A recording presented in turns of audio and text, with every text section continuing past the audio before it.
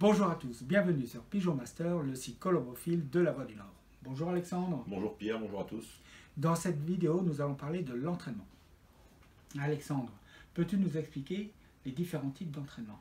Alors il y a les entraînements quotidiens à la maison, donc qu'on appelle couramment la volée, et ensuite les entraînements que l'on fait sur la route, donc en partant avec les pigeons pour les lâcher à un point donné, quoi. Parle-nous des entraînements sur la route, s'il te plaît.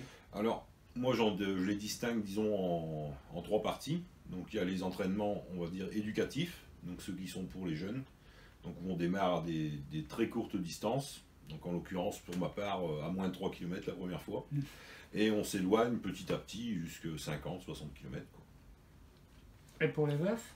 Alors pour les veufs, je distingue encore les veufs et les veuves, donc les mâles et les femelles. Donc j'aurais plutôt tendance à lâcher un peu plus loin les femelles, parce qu'ils vont revenir, disons, beaucoup plus en ligne droite, déjà par leur façon de voler, quoi. Et des fois plutôt moins loin pour les mâles. À quelle fréquence? Wow. Avant la remise en route de la saison, j'aime entraîner assez, on va dire 6, 7, 8 fois, étant donné que je veux vraiment bien les remettre sur la ligne de vol. Parce que de par ma position géographique, je suis assez excentré par rapport au rayon de jeu. Donc il faut absolument qu'ils aient bien pris la route pour rentrer le plus directement possible. Que recherches-tu par ces entraînements sur la route? Alors, à aiguiser dans un premier temps leur sens d'orientation, mais aussi parfois leur apporter une meilleure préparation physique. Donc en fait, quand c'est simplement à but d'aiguiser le sens de l'orientation, je vais avoir plutôt tendance à lâcher par petits groupes. Par contre, quand je veux que ce soit un travail physique plus intense, j'aurais tendance à lâcher en un seul groupe, étant donné de... Pourquoi? Parce qu'ils pour mettre en place, oui, voilà, c'est ça, pour mettre en place en fait un effet de peloton et un effet de concurrence. Ce qui fait que les pigeons vont voler beaucoup plus vite, et donc ce sera un travail musculaire beaucoup plus en profondeur.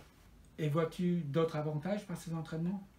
Alors oui, évidemment, déjà on les apprend à revenir par le bon chemin, comme je disais, mais aussi on peut limiter les risques de croiser d'autres groupes de pigeons, donc, notamment en lâchant par petits groupes. Par exemple, si vous avez 100 pigeons, vous pouvez lâcher en 5, 6, 7 groupes, donc ce qui évite qu'ils se trompent de chemin et se fassent embarquer par des pigeons étrangers. Et en plus, ça permet d'avoir, disons, plusieurs leaders. Parce qu'on peut toujours supposer que dans un lâcher groupé, il y en a 3 ou 4 qui font le boulot et les autres ne sont que des suceurs de roue. Et chez les jeunes, lâcher 100 pigeons en même temps, ça peut être dangereux, on peut perdre la colonie d'un coup.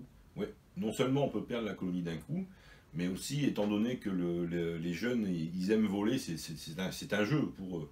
Donc ils ont parfois tendance à se balader plutôt qu'à rentrer en ligne droite. Il est déjà arrivé d'avoir lâché les jeunes à 5 km et qui mettent 1 heure pour rentrer. Alors que quand on les lâche à 50 km en fin de préparation, on va dire qu'en 35-40 minutes, tout le monde est là, quoi.